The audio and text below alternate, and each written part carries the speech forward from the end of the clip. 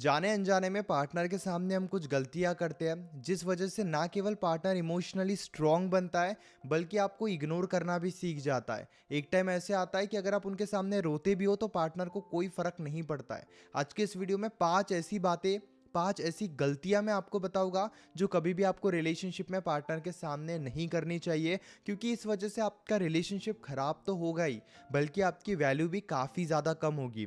एक एक बात को बहुत डिटेल में एक्सप्लेन करूंगा। आपकी रिस्पॉन्सिबिलिटी है कि आप हर एक बात को ध्यान से समझो, समझकर फॉलो करना स्टार्ट कर दो। वैसे नमस्कार दोस्तों, मैं हूं श्रावण और मैं आज आपको बहुत ही अच्छी बातें बताने वाला हूं। सबसे पहली बात, आप पास्ट में बहुत ही वीक पर्सन थे। हर कोई आपके इमोशंस के साथ खेलता था या रिलेशनशिप में आप हमेशा दुखी रहते थे।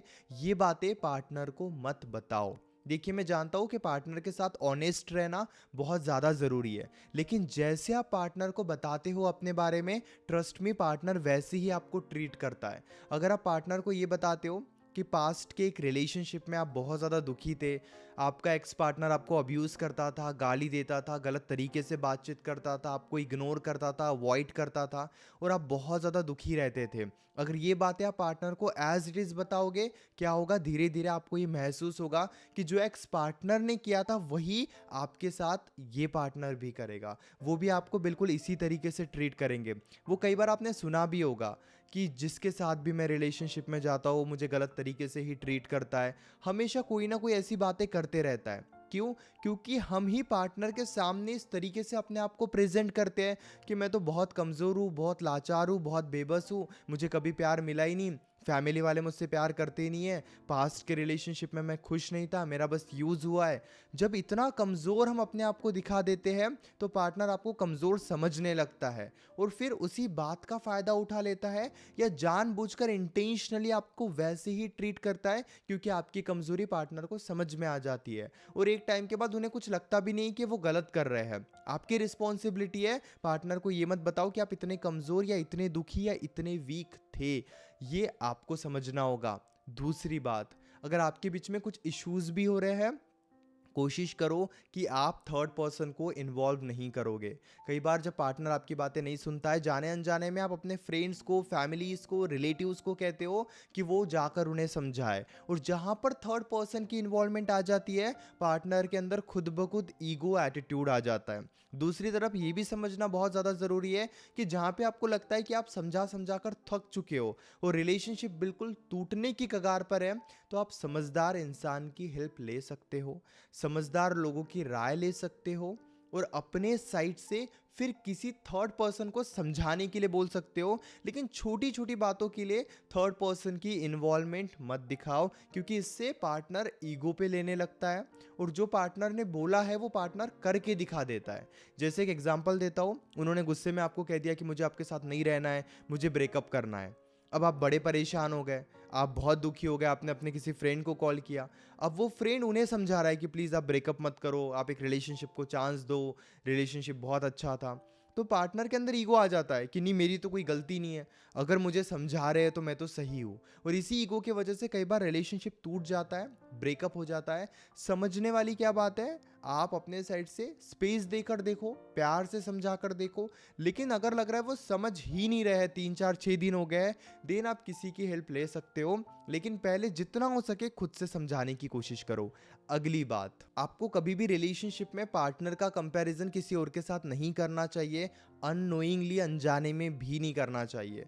कई बार हम एक्स पार्टनर की बातें करते हैं कि मैं एक्स पार्टनर के साथ बहुत ज़्यादा खुश थी या बहुत ज़्यादा खुश था, मेरा एक्स पार्टनर तो मुझे बहुत अच्छे से रखता था। या फिर जब गुस्से में हम आते हैं या जब हम बहुत ज़्यादा फाइट करना स्टार्ट कर देते हैं, तब हम उन्हें किसी और के साथ कंपेयर करते हैं कि देखो उनका रिलेशनशिप कितना अच्छा है, हमारा रिलेशनशिप कितना ख़राब है। और जहाँ पे कंपैरिजन आ जाता है, जहाँ पे आप कंपेयर करना स्टार्ट कर देते हो, ट्रस्ट में, सिचुएशन वहीं से बिगड़ने लगती है, सिचुएशन वहीं से ख़राब होती है। आप अपने साइड से इस बात को समझ लो कि चाहे कुछ भी हो जाए, कितना भी गुस्सा हो, कितनी भी फाइट हो, कितनी भी मिसअंडरस्टैंडिंग हो, आप कंपेयर नहीं करोगे। लेकिन अगर वो कंपेयर करते हैं तो आप स्टैंड भी लोगे कि प्लीज़ मुझे ऐसे किसी के साथ कंपेयर मत करो, या किसी के साथ कंपेयर करना गलत है।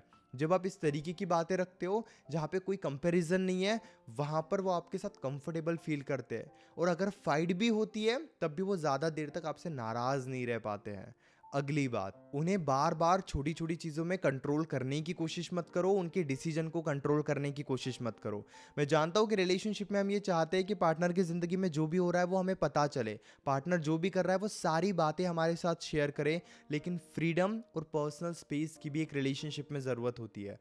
अगर आप छोटी छोटी चीज़ों में रोक टोक करोगे, कहाँ जा रहे हो, क्या कर रहे हो, किससे बात कर रहे हो, सब कुछ मुझे आकर बताओ, तो इससे पार्टनर बहुत ज़्यादा प्रेशराइज्ड फील करेगा, झूठ भी बोल सकता है, या फिर ज़बरदस्ती आपको बिना कोई बात बताए वो अपनी ज़िंदगी में काम करेंगे। अगर आप चाहते हो कि वो खुद आकर शेयर करे, वो कंफर्टेबल रहे, तो उन्हें वो पर्सनल स्पेस दो, उन्हें उतनी फ्रीडम दो।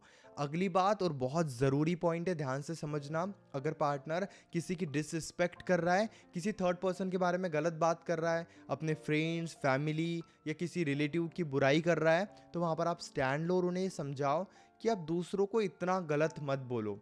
हो सकता है ये बात पार्टनर को तब उतनी पसंद ना आए, लेकिन फिर धीरे धीरे पार्टनर को ये भी समझ में आ जाएगा कि आप दूसरों की भी रिस्पेक्ट करते हो। हाँ, जहाँ पर अगर किसी ने उनके साथ गलत किया है तब आप उनकी बात सुनो, उन्हें सपोर्ट करो। लेकिन अगर पार्टनर की ये आदत है कि वो छोटी छोटी बातों में हर किसी की बुराई करने लग जाते हैं, फ्रेंड्स के साथ रहते हैं और अपने ही फ्रेंड्स की बुराई करने लगते हैं, तो आप ये उन्हें समझाओ कि ये चीज़ गलत है। अगर आप नहीं समझाओगे, यकीन कीजिए वो आने वाले टाइम में आपकी बुराई किसी और के साथ करने लगेंगे और वो उन्हीं के साथ कंफर्टेबल भी हो जाएंगे। तो ये आपकी एक रिस्पॉन्सिबिलिटी है कि आप इस पॉइंट को गहराई से समझो और अपने रिलेशनशिप में फ्रेंड्स, फैमिली और एक दोस्तों के बीच में भी फॉलो करो। क्यों? क्योंकि ज़रूरी है। अगर अभी भी आपके मन में कोई डाउट है, डायरेक्टली आप कॉल पे मुझसे डिस्कस करना चाहते हो, तो बस आप पेड कंसल्टेशन के थ्रू बहुत ही इजीली मुझसे कॉल पर बात कर सकते हो। 8010023897 इस नंबर पर मैसेज कीजिए और अपनी कॉल तुरंत बुक कीजिए। कॉल पर जो भी बातें होगी, जितनी भी डिटेल में आप अपनी प्रॉब्लम मुझे बताओगे, मैं आपकी बातों को बड़े ध्यान से सुनूंगा और सोच समझकर आपको अच्छे सजेशंस दूंगा, ताकि आप अपने लाइफ में रिलेशनशिप की प्रॉब्लम से बाहर निकल सको। उम्मीद करता हूँ कि वीडियो ज़रूर अच्छी लगी होगी, और हाँ, चैनल को तो ज़रूर सब्सक्राइब करना, 50,000 सब्सक्राइबर्स होने वाले हैं हमारे।